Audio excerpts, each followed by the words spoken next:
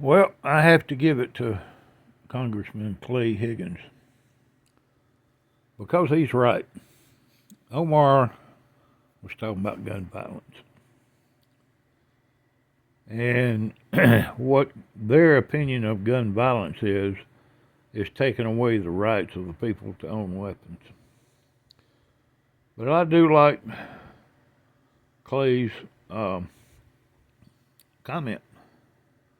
He asked what happened to the America back in the 70s, and he ain't lying. I'm 65.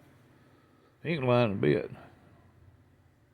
Used to go to school, and there would be shotguns and rifles, racks in the back of pickup trucks on the back window. And they would be there, and pistols under the seat.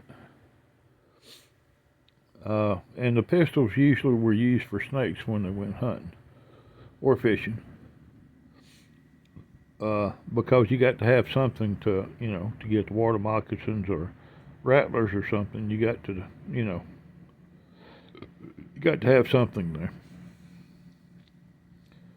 So back then, they also said 100 years ago, which is true, they built homes and businesses without locks.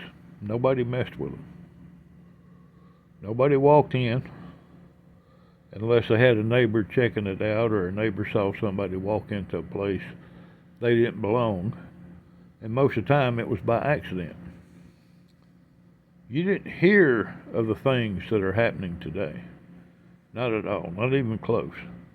I remember when we was kids, we would go on vacation and leave our doors unlocked, come back and everything's still in the house. Nobody tried to break in. Nobody wasn't trying to take something that wasn't theirs. Uh, Robberies did not go up till about, I think, like mid or late 90s. That's whenever all these robberies really started kicking in. Don't know why somebody had to put this in place, and it was probably because of drugs. Not necessarily, but I think some of it is how it got started is because people were taking things to get their fix. Because they couldn't keep up a job because all these new laws that went in effect around that time. And all these robberies started because people wanted to stay on drugs and not cost them anything because they couldn't get them a job. I know y'all have heard of a functioning alcoholic.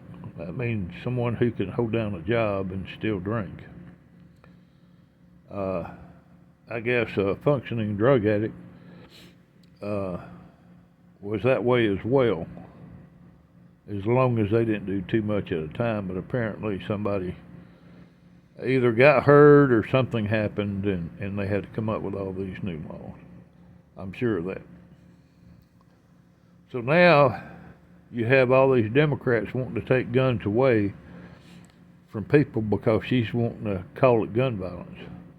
It's not gun violence, Omar. It's the people violence.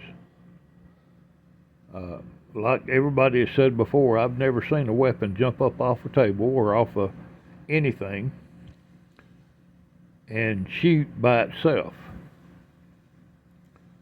I've never seen that in my life. Never will, don't believe.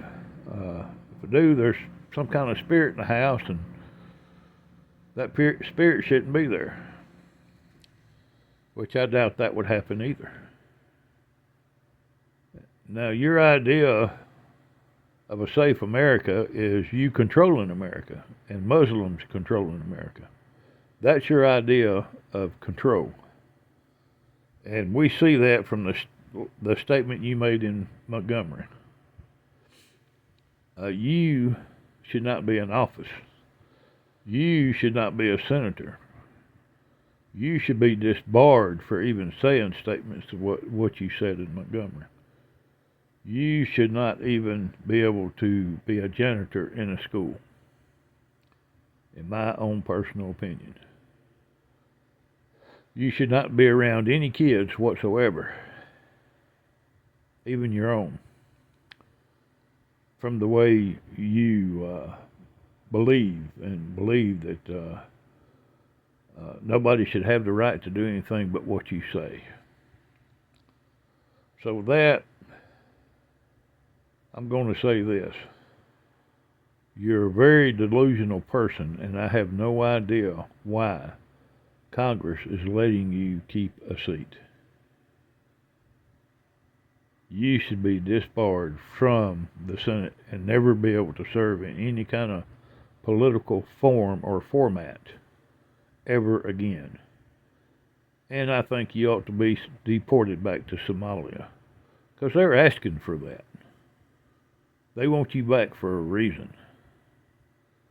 And I hope that President Trump obliges them and sends you back to Somalia. That would be great. God bless and have a great day, folks.